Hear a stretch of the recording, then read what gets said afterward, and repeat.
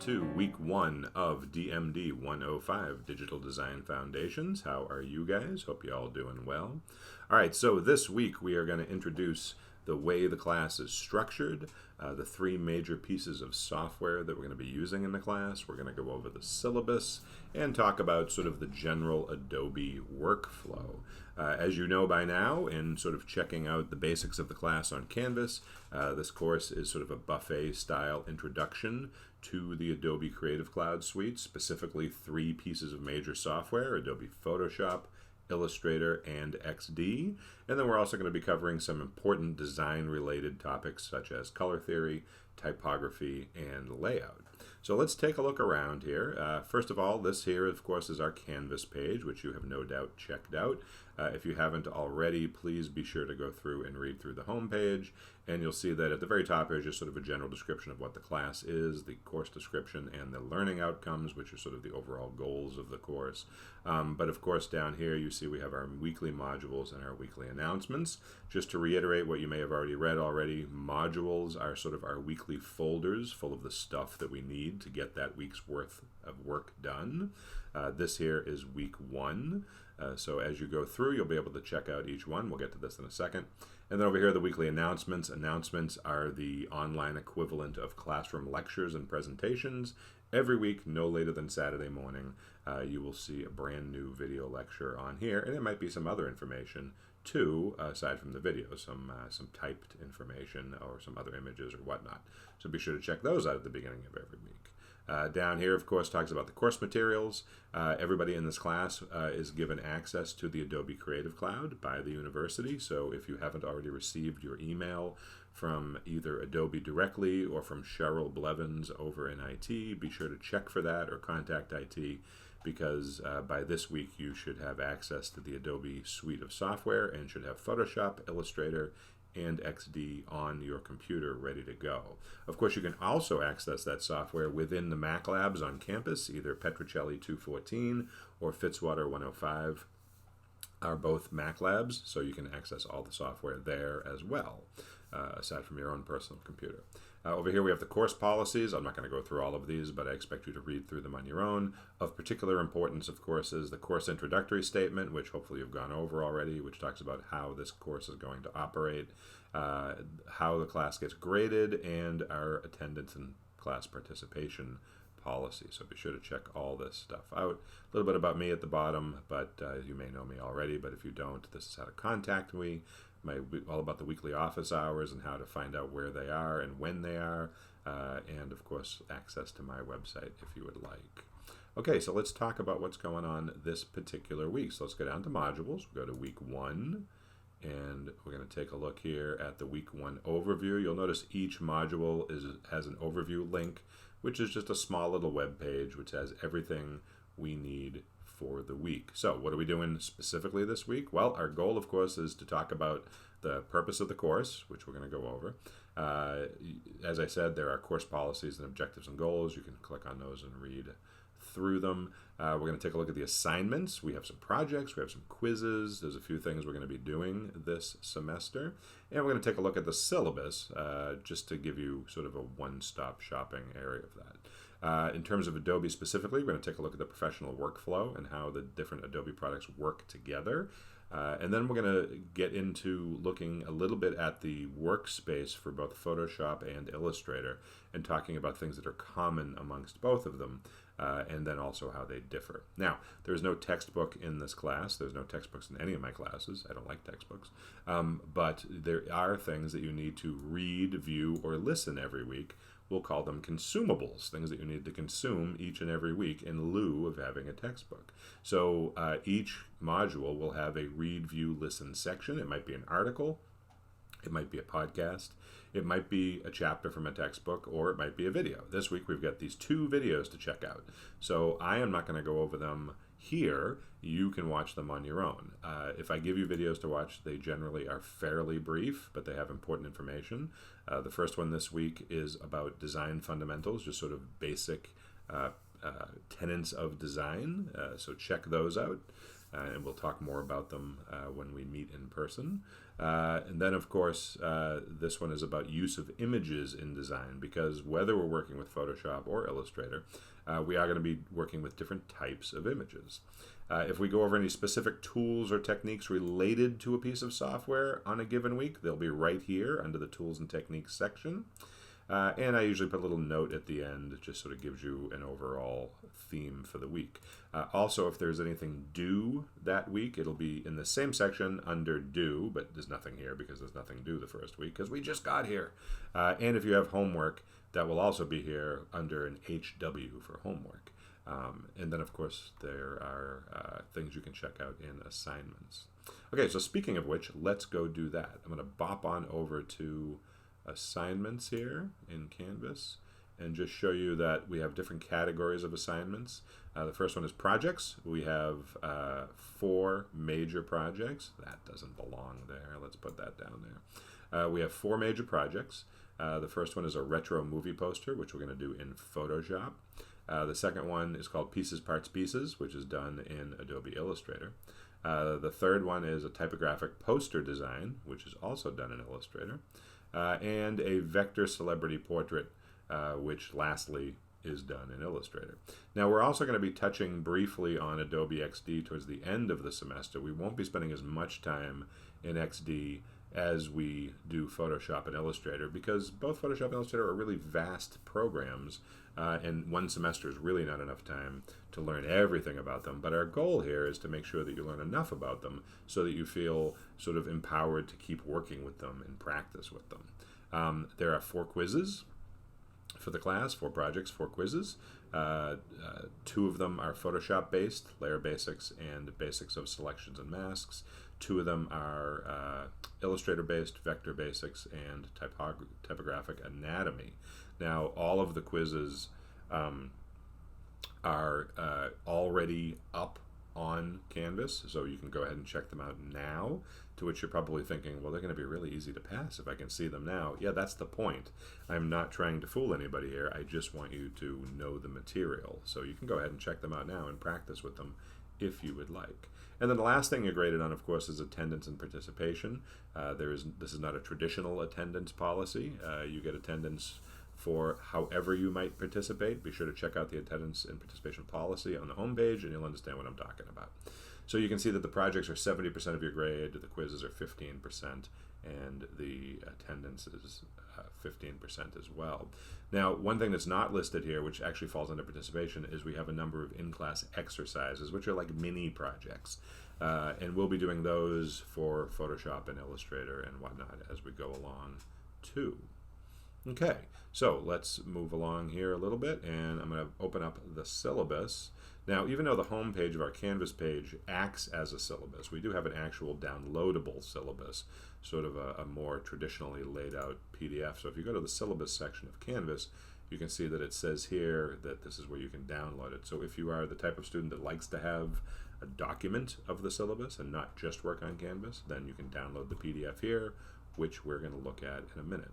One thing to notice is in the syllabus, currently there are no due dates for the projects and quizzes. That will be changing soon.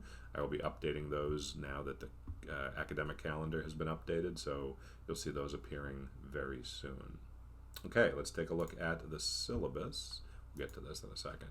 Okay, so here's our syllabus, and I'm not going to read through the entire thing verbatim because you can do that yourself, but I do want to point out a couple of basic things. Once again, there's my email address. Be sure to contact me if you need anything or have any questions. Just like on our homepage of Canvas, there's the course description and outcomes. We're just going to blow by those. We just went over how the course is graded, right? 4 projects, 4 quizzes, attendance and participation. Now, here are the specific projects and quizzes, and I do have due dates based on what week they fall in. So like I said, these will start populating into Canvas soon, but you'll see that our very first quiz, which is on Layer Basics in Photoshop, isn't until week 3. That's because we're going to take a couple of weeks to practice with the software, get to know different functionality, and spend some time with it. I'm not going to quiz you right off the gate. You've got to start really working with it. Then a week later is the second quiz in week 4. Then our first project is not due until week 6, which doesn't mean we're going to start it in week 6, because these projects, visual design projects, tend to take more time. They take a couple of weeks. There's a lot of work involved. And so that's not due till week 6. And then as you can see, the rest of them are laid out all the way through the end of the semester for week 15. Like I said, specific deadline dates will be found under assignments in Canvas soon. One thing to note is that pretty much all of the 4 projects have an extra credit option built into them. You can certainly take advantage of that. I would certainly suggest you do so. A little extra credit's never a terrible idea. Okay, how we grade course materials. As I mentioned, all of you get access to the Adobe Creative Cloud through the university. You don't have to pay for it. You don't even have to pay the student version of it, which is pretty great that the school is giving it to you for free while you are in this class. So make sure you do have access to that, and if not, contact IT. You should also have your own file storage. Don't rely on the school computers to store your work. Also, don't even rely on the hard drive on your laptop to store your work, because if anything happens to it, if it's compromised in any way, you will lose all your work, and that's a lot of hard work to lose and have to redo. So have some backup file storage, and that can be either a physical portable external hard drive, which you can buy for reasonable amounts of money these days. I would say a minimum of 200 gigabytes storage would be good, if not bigger, because Photoshop and Illustrator files tend to be pretty big. They eat up a lot of space. Or you can use cloud storage, whether you use the OneDrive, the Microsoft OneDrive that you have access to through Office 365 from the school, or if you have a Dropbox account, or if you have an iCloud account, or whatever. My only word of warning with cloud storage is that make sure that the projects you're working on, the files you're working on, have definitely uploaded to your cloud storage before you either leave the computer lab on campus or even shut down your own laptop. Make sure that they've fully uploaded, because you can interrupt the upload by shutting off the computer or letting it go into sleep mode or whatever. So just make sure that everything's where it belongs. Additionally, for some more traditional supplies, you could use a sketchbook, some drawing paper, or some layout paper, pencils, pens, markers, nothing fancy, but just somewhere to quickly and effortlessly sketch out and write down some ideas you have for the projects, because there's going to be some brainstorming pieces of the projects where we're going to really sort of conceptualize our ideas quickly before we get on the computer. All good visual design projects start out with some ideation or some brainstorming, and that usually requires a little paper to get the ideas down quickly before we get into the digital realm. You don't want to have to let the software get in your way of any good ideas. So whatever you want to use, whatever works for you. Like I mentioned about consumables, there is no textbook in this class, but weekly consumables will pop up in modules and or announcements every single week. Okay, now I'm going to blow through the course policies here because you can read through all of them on the home page of Canvas. You don't need to see them here, but they are in the syllabus as well. The main thing I really want to look at here is the week to week. Now, each of the weekly modules are reflected here on the syllabus, written out here, as they are on Canvas. Now, some people prefer to look at a document like this and read through what's happening every week, so you can do that. Or if you just want to look at the modules as they appear in Canvas, you can do that too. Whatever works for you. You have a couple of ways to do this. So here we are in week 1, which is module 1, right? Week and module are interchangeable in this class. And I put the dates that appear for our week. Our class is scheduled to meet 3 days a week. So, of course, I have the dates here, so you can reflect on that. And you can see that this matches what is in the module, right? The exact same information. The only difference is this is just written out with no links or anything, and the module is live. Now you can read ahead, see what we're doing every week, right? So week 2, we're going to dive deeply into Photoshop and start with layer basics.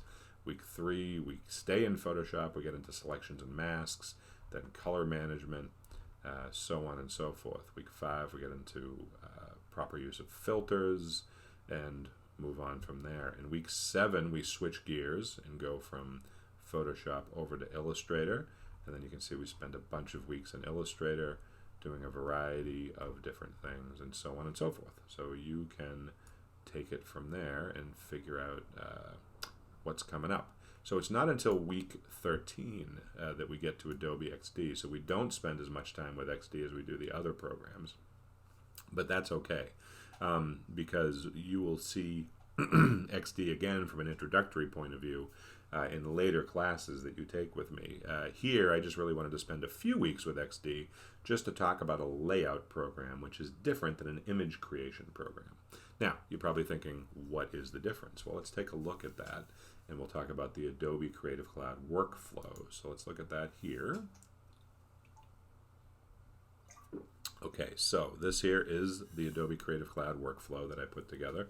Now, what's a workflow? Well, a workflow is basically just the order in which things happen when you're dealing with certain tools to get from an idea to a finished product. And a workflow, of course, can work in a variety of different areas. But here, you'll see that this is germane to the Adobe Creative Cloud, right? So we're going to go through this together, and I just want to walk you through how these pieces of software work together. The reason this is important is because A, this is how it works out in the industry, so it's important to see what the real world point of view is. But the other part of it is that some of these pieces of software that Adobe put together are incorrectly used interchangeably by people who use the software. And part of that's Adobe's fault because they're a little unclear as to explaining what the different software does. And some of it is because some of the same exact tools exist in different pieces of software, which can be confusing. But that's not really the appropriate way to do it because some software is better at certain things than others. So we're going to talk about that. Okay, so first of all, you start out here with the light bulb in the brain, which is talking about coming up with an idea, right? So first you have an idea. I'm going to design a poster. I'm going to create a website. I'm going to design a logo for somebody. I'm going to make a brochure. I'm going to do a mobile app. Whatever your idea is, starts usually with a concept. Maybe there's a visual problem or a communication problem that you're trying to solve. But that all starts here in the idea phase. And in the idea phase, can include things like sketching and research and working with clients and a whole bunch of other what we'll call soft skills. So those happen sort of here. But once you've got that settled, then it's time to start making content and working towards your finished product, right? So the first column is external content. Now, pretty much anything that you design, well, I shouldn't say anything, most things that we design have a written component to it, right? Even a business card design has a little bit of type in it, right? So things have to be written.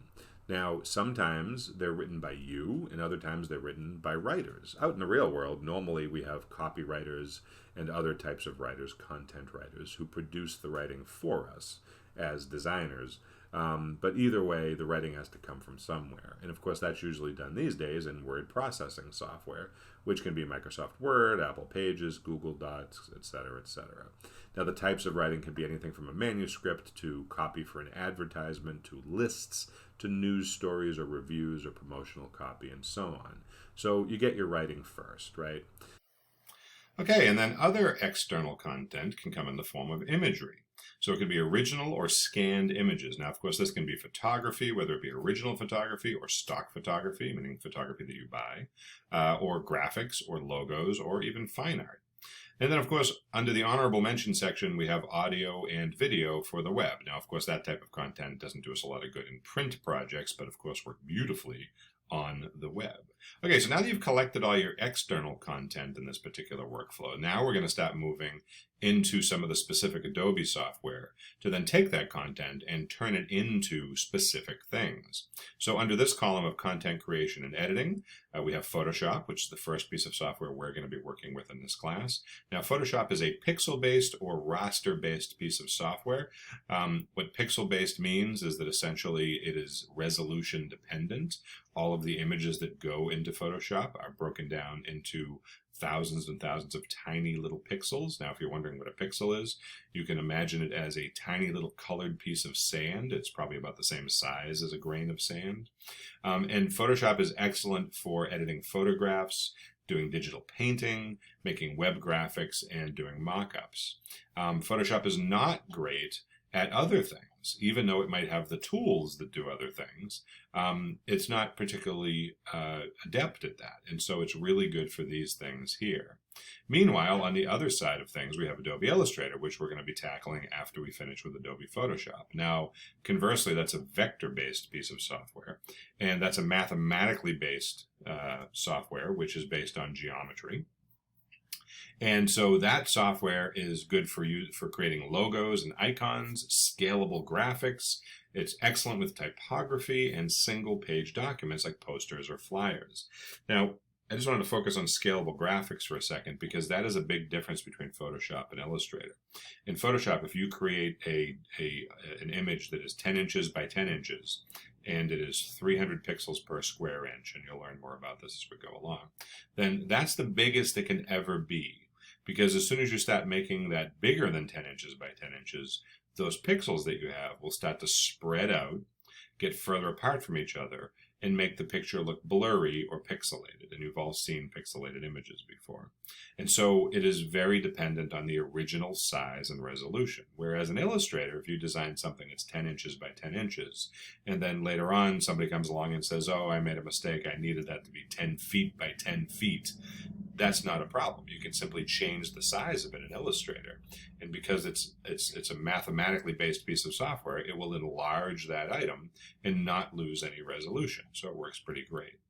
So here, under the content creation and editing section, you are essentially making or editing content that will then live in whatever your finished product is. And it's either pixel-based content or vector-based content. Now, of course, honorable mention for software under here comes in terms of either Adobe Dimension or Adobe Lightroom. Adobe Lightroom works similar to Photoshop, but it is strictly a digital darkroom for just improving photography. It doesn't do the other things Photoshop does. And then Adobe Dimension is for creating three-dimensional wireframe options. That is a vector-based program like Illustrator, but it works in 3 dimensions. Okay, our next column here is the layout column. So now that you've taken your external content and you've edited it or improved it or created new content in either Photoshop or Illustrator, you're now going to move that content into a layout program.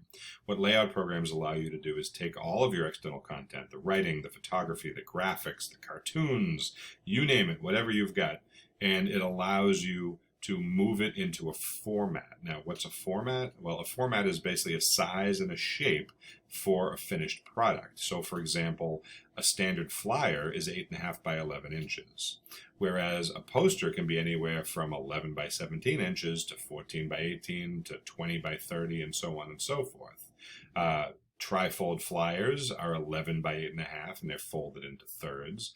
Websites can be a variety of different sizes, but 1920 by 1080 is sort of a standard horizontal desktop website, and so on and so on and so on. Depending on what your final destination is will depend on what the format is, meaning the shape of the actual object you're trying to make. Or in design, we call that a deliverable, the item that you're going to deliver at the end of the project. It has a particular format, size, and shape, and it gets delivered to wherever it needs to get published. And we'll talk about publishing next. Now, in terms of layout software, it's broken down into 2 categories. Sort of above the dotted line here, we have layout software for print or for publications that are meant to be in print. So Adobe InDesign is layout software for that. It handles single and multi-page documents, folding documents, and long form typography, meaning that a textbook that could be 200, 300, 400 pages long that has a lot of type in it, InDesign is perfect for that sort of a thing. You could lay out your novel in there. You could lay out a little booklet or a brochure or anything that has more than 1 page. Now, InDesign is originally intended to then be turned into a print project, but you can also make ebooks in InDesign. So if you have a Kindle or any other sort of ebook reader, or even just an ebook reader built into your iPad or whatnot, those are designed in InDesign as well. So those sorts of multi-page publications for print or digital consumption. Now, below the line, we have layout software for the web. We have Adobe XD, which is what we're going to be using in this class. That is a prototyping software for designing websites, mobile apps, and mobile interactive sites. And then we have Adobe Dreamweaver, which is a code-based software with a WYSIWYG editor, and we'll talk about WYSIWYGs later on, for designing full-fledged websites. And so those are used for UX, which is user experience, and web design. And these, of course, are best for web and mobile prototyping and mockups, which is XD. And then, like I said, Dreamweaver is a WYSIWYG and code-based mobile and web creation tool. WYSIWYG, by the way, is an acronym. It stands for What You See is What You Get. We'll learn more about that as we delve further into the software. Now, of course, there's other software you can use in the layout category to create both web and print deliverables. Adobe Muse is an example of a web-based one, and Adobe Spark is one that handles both print, web, and video, believe it or not. So that's the layout category. And then last in our Adobe workflow is publication, right? So you've gotten your external content, you've edited and improved it or created new content, you've laid it out into a format, and now it has to go somewhere, right? It can't just stay in XD or InDesign, it has to go out to the world. Well, before it can get printed or end up on the internet, it has to get published.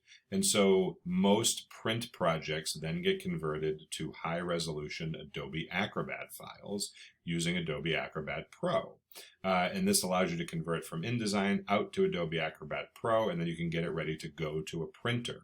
Now, Adobe Acrobat Pro is a portable document software. Now, a lot of people are familiar with Acrobat because we use it to transfer files back and forth over email or over the internet to each other, and you can do things like sign it and mark it up and leave comments. And Acrobat is great for that, and that is definitely one of its purposes in life. But its other purpose is to create a print-ready document that can go to a printer and be printed beautifully. So it handles secure documents that require signatures. It can combine files together into a larger document. It's good for interactive forms where people have to fill out forms online. And of course, you can create documents that can get ready to go to the printer. So you can see here that our final destination on this side of the dotted line is to go to print, or sometimes e-publication, which we still keep in this category because it's similar. And then below that, you can get things ready to go to press or to the web. Now, of course, large-scale printing happens sort of beyond Adobe Acrobat Pro. They would go to a printing press company, like if you were doing that 400-page textbook, that's not printed at Staples, that goes to an actual printing press company, like a real printer. And so you would have to create a digital and offset printing file to go to them. And so that's one option for output here. And then, of course, websites, as well as mobile apps and mobile interactive sites, they go to web hosting services. There's a variety of web hosting services that can host all sorts of web-based content. And then those go out to the world in, of course, the form of the web, right? And so examples are inkjet and laser printers for getting sort of the offset printing together, professional and digital offset printing sites like I talked about, and then limited and unlimited web hosting. Those are sort of your options for getting things ready for publication, and then they go out to the world as either a print project or a web-based project. So that's the workflow that we're going to be working with. Now, of course, we're not using all of this software. We, again, are focusing on taking some content, mixing them with our ideas, and working in Photoshop, then Illustrator, and then XD. But I wanted to show you the larger workflow just so that you know that it is more all-encompassing than just what we're going to be covering in class. And also, if you take me for other classes, we're going to be working with some of this other software too, like Adobe Spark, for example. So anyway, that is the workflow. Okay, so let's move from that over to Adobe Photoshop, which I'm going to pull up here. Now, we're not going to dive too deep into Photoshop here, other than I just want to show you what the workspace looks like, because it's very similar in both Photoshop and Illustrator. It's almost the exact same workspace. And so we're going to start going into the functionality of Photoshop next week. But today, I just want to introduce you to the workspace so you're familiar with it, right? So when you first open up Adobe Photoshop, you get this big working window here. And there are some things that are germane to most of the Adobe products, particularly Photoshop and Illustrator. So the first thing you want to pay attention to is the actual Photoshop workspace. Up here at the top, we have a file menu. Now, file menus, of course, are in every piece of software ever. And it always starts with File, which is why it's called the File menu, and then Edit, so on and so forth. And then there's some others. Here in Photoshop, you want to go up to Window and then go down to Workspace. And then this will allow you to choose the type of workspace you want to use. Now, Photoshop is such a vast program used in such a variety of industries that the tools and palettes and everything you need in Photoshop can be reconfigured for the type of project you're working on. And so you can see here that they have some presets. If you're doing three-dimensional work, you can choose 3D, and it will reset the tools to the ones you're going to need for doing 3D work. Or we can go over here and choose motion. If you're doing motion graphics, like for television or movies, there are the tools around here that are most important for that type of work, right? Or if you are going to do digital painting, we can choose the painting option, and it will give you the tools that are most needed for that, and so on and so forth. There's a variety of different types of workspaces that you can go with, right? You can also customize your workspace, and I'll show you how that works a little later when we get more into Photoshop. But you can organize your tools and your palettes the way that you like, and then you can save them as a brand new workspace. See, it says here, new workspace. And then you can name it something. This is mine, Prev, for my last name. And so when I click on that, it configures the workspace the way I happen to like it for the work that I do. Now for this class, you probably want to go to Window, Workspace, and go down to Essentials, which is the default workspace for Photoshop. And that will set it in a way that we'll all be on the same page, so that when I refer to things for you guys, you'll know where they are, because we're all using the same workspace. So let's stick with Essentials. If we move things around in your workspace or things get a little jumbled, you can always go down here to Reset Essentials, and it will put it back to the way that it's supposed to be from the beginning, right? So that's sort of reset right there. Okay, so let's take a look at the workspace itself. So we already mentioned the File menu, so that's up at the top. Then down below that, up here, you have, starting with the little home icon, we have what's called a secondary menu, and this runs along the top horizontally and shows us additional options for what's going on. You'll see little buttons will pop up, little check boxes, and it might change from time to time depending on what we're doing. Okay, to the left over here, running along the left side, you have your toolbox. Now this here is a single column toolbox, but if you click these little tiny arrows up here, you can get a double column toolbox. And this is all of the tools that are available in Photoshop. And if you hover over each one for a couple of seconds, you get a little preview window about what it is. So for example, I'm hovering over the Move tool. It shows you what the Move tool does. If I hover over the rectangular marquee tool, not only does it tell me the name of the tool, but it gives you a little demo as to what it does. So it's super useful. And there's a whole bunch of tools here. Notice that some of the tools, right next to their little icon, has a tiny, tiny little triangle.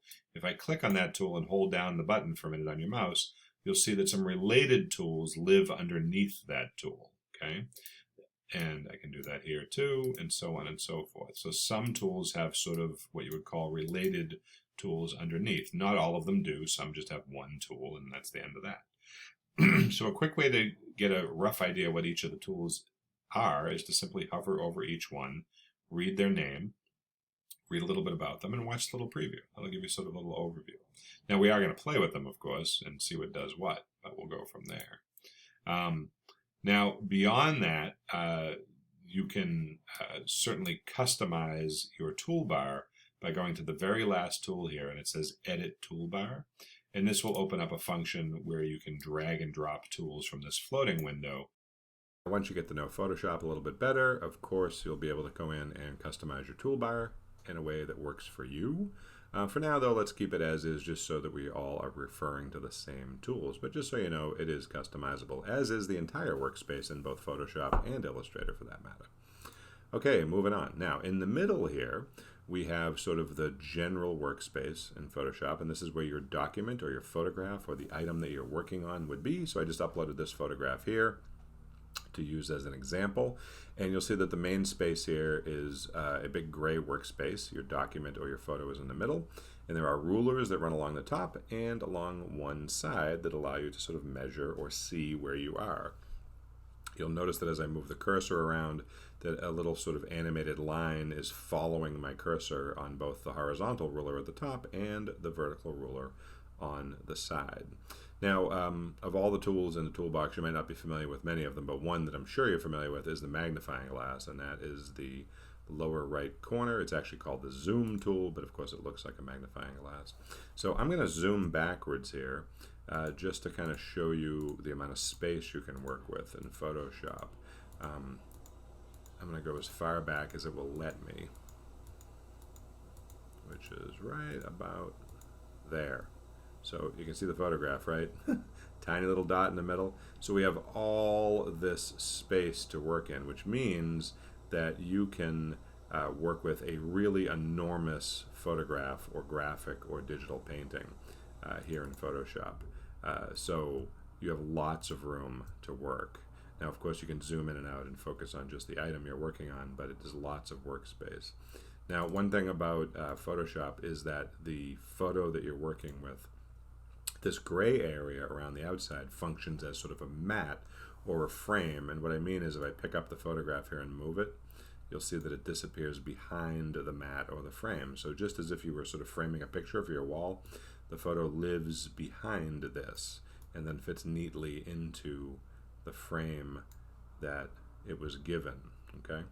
You'll notice that as I move it around, these little purple lines keep sort of popping up, and these are called smart guides, and what it does is it lets you know where you are in relation to other objects. So I put it back into the frame and it's nice and perfectly centered, and I have this vertical and horizontal purple line telling me I'm right in the center. Now we're going to learn next week about how all these tools work and what different ones do and how all these buttons and functions work and all that stuff. But right now I just want to sort of tour you around the workspace itself. The ruler here is set to pixels, which is the unit of measure we use in web design. But if I right click on the ruler, I can change the unit of measure from pixels to inches, and then you can see that it switches, and then from inches to centimeters, and then of course I can go to millimeters, points, picas, and percentage. All these different units of measure are used for different types of output. Pixels and percentages are used in web design. Inches, centimeters, and millimeters, and points and picas are used in print design. So depending on what your output is will depend on what you're going to use. Here in the United States, more than likely you will use pixels and inches primarily, percentage if you're doing responsive web design, and of course if you're working for a European market or outside of the US, you would use the metric system using centimeters or millimeters. So there you go. So that's the ruler system. Your image itself, we talked a little earlier about how everything in Photoshop is made up of pixels, but you're thinking, but wait, it's a photograph of two women standing on a beach. Well, it's really not. If we were to zoom in really far, do the opposite of what we did a minute ago here, you can see that the pixels start to become evident, and as I zoom in really far as we can go, you can see each individual pixel. This is not really a photograph, it's a collection of colored pixels. And of course, the amount of control you have in Photoshop is literally down to a specific pixel. And I'm just picking up a paintbrush here that is set at 1 pixel just to give you an idea of the amount of control we have in Photoshop. So I'm going to change my primary color to this bright fire engine red, and I'm just going to change 1 pixel to red just by clicking on it. And so then if I zoom back out, you can't even see it, right? I made 1 piece of this woman's skin into that bright red color, but at this level of zoom, you can't even see it. Now if I zoom in, there it is, it starts to show up a little bit. Get closer and closer and closer and closer, and I can finally see it. But that shows you how small a pixel is, right? And I'm zoomed in right now at 700%, which is much closer than you could see with the human eye anyway, in terms of level of detail. But there's a pixel. So just to give you an idea of the level of control you have in Photoshop, you can do it literally pixel by pixel. Now we don't actually change each little tiny pixel. We tend to select a bunch of pixels and then make changes. But I just wanted to show you what pixels look like up close and the level of control you have. Okay, our last stop on the tour of the Photoshop and general Adobe Workspace is palettes. So we learned the file menu, which are these pull down menus, the secondary menu up here, which has tool specific menus, and then the toolbox itself, which gives you a variety of tools, including the color picker, the workspace in the middle with the rulers and the actual item you're working on. And then over here on the right, we have palettes. Now, palettes give us access to a bunch of different things. You can see here there's a color palette, a swatches palette, which is a different type of color palette, gradients, patterns, properties, which gives you the information about a particular object, layers, which we're going to spend a lot of time on next week, channels, which breaks down every image into different color models or different color separations, paths, and then this here is the history palette, which is very important in Photoshop. It allows you to go backwards and forwards in time depending on what you've done. So there you go, that's the workspace. Now, this exact same workspace, almost identical, with different tools and different palettes, although some of the same tools and some of the same palettes, will appear in Adobe Illustrator. Okay, so now that you're familiar with the workspace, and now that you sort of understand what our workflow is and what we're going to be doing, what your job is between now and Wednesday is to go through the rest of the module, make sure that you watch these videos, right? That is your consumable for the week. Make sure you watch those, and then make sure you've got the Adobe software working on your computer or you have access to it, and start playing around with Photoshop. Just mess around with it. Don't worry about learning anything right now. Just get used to where the tools are, where the palettes are, how it functions, and of course you can refer back to the Adobe workflow. All right, so that is it for today. We will continue to work on this stuff as we go along and do some more practice and demonstration next time I see you, and have a great day.